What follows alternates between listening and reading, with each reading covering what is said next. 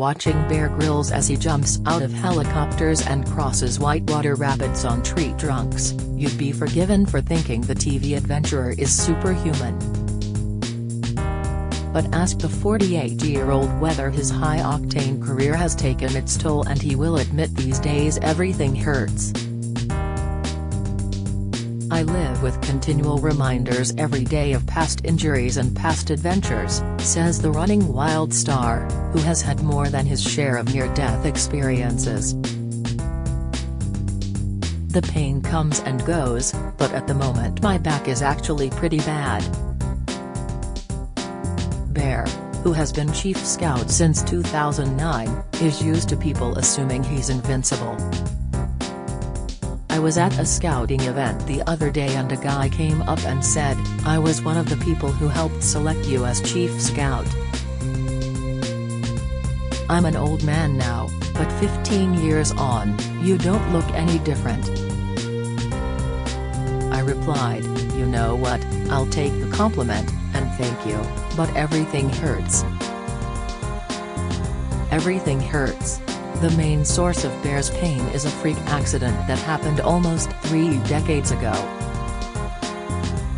Skydiving with friends in Zimbabwe in 1996, Bear's parachute failed to deploy properly at 16,000 feet and he landed on his back, on top of his unopened reserve chute, fracturing 3 vertebrae.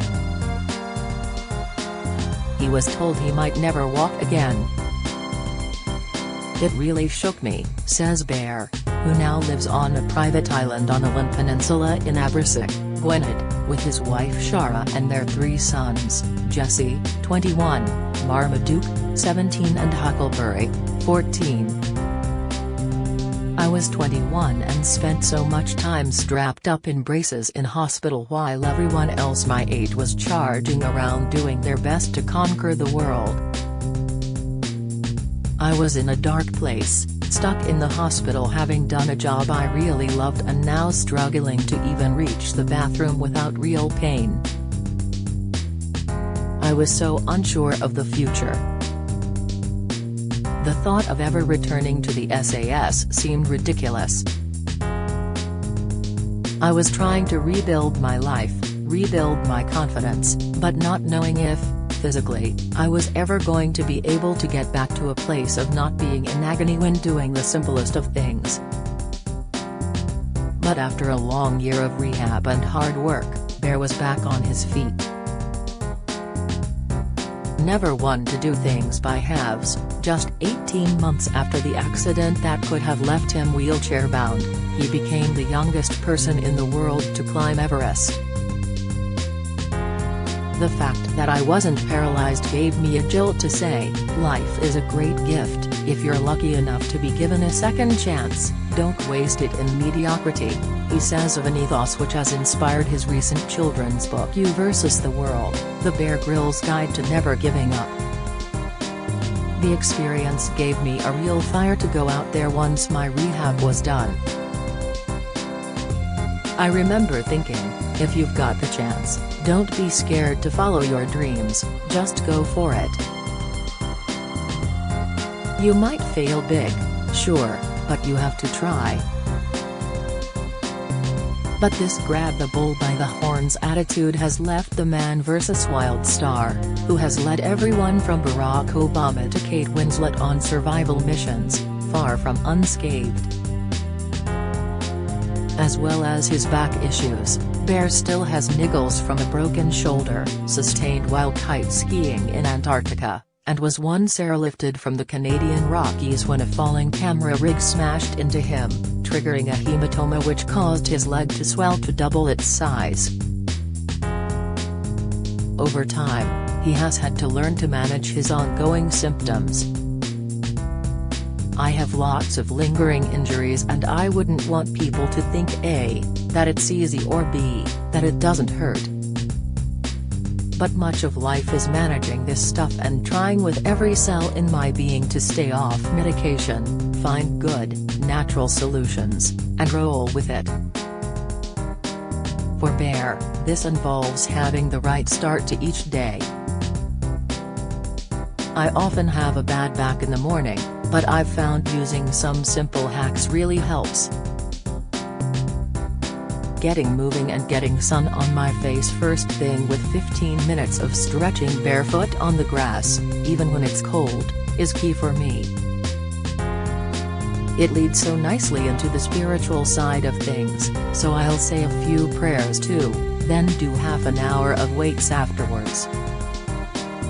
That sets me up nicely and I'm good for the day. I always like that quote that says, "You never want to arrive at the end of your life in a perfectly preserved body. That's a waste. You want to come skidding in sideways, covered in scars, beaten up and screaming, 'Yahoo! What a ride!'" He laughs.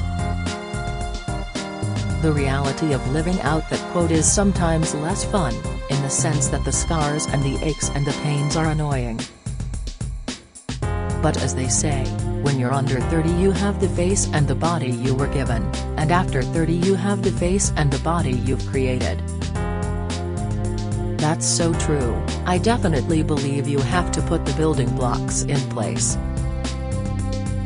I really try not to worry too much about my health, but I do think we all have a responsibility to be our own doctor. People have to deal with some horrific illnesses and go through terrible things, so if we have a chance to be healthy we've got to do it. And these simple, good things mount up, in the same way that if we do the little things that are damaging every day, like not moving enough or eating the wrong food, that's eventually going to create problems. It's not foolproof, but you have to work to build the good stuff every day. For Bear, this includes a very public U-turn from evangelical vegan to committed carnivore. Our bodies don't deal with being plant-based, in my experience, but they do deal well with animal products. We spent millions of years evolving to eat meat and our diets have changed in the last 50 years, I feel humans aren't designed for that. Going back to meat has really made a difference to how I feel and how my family feels.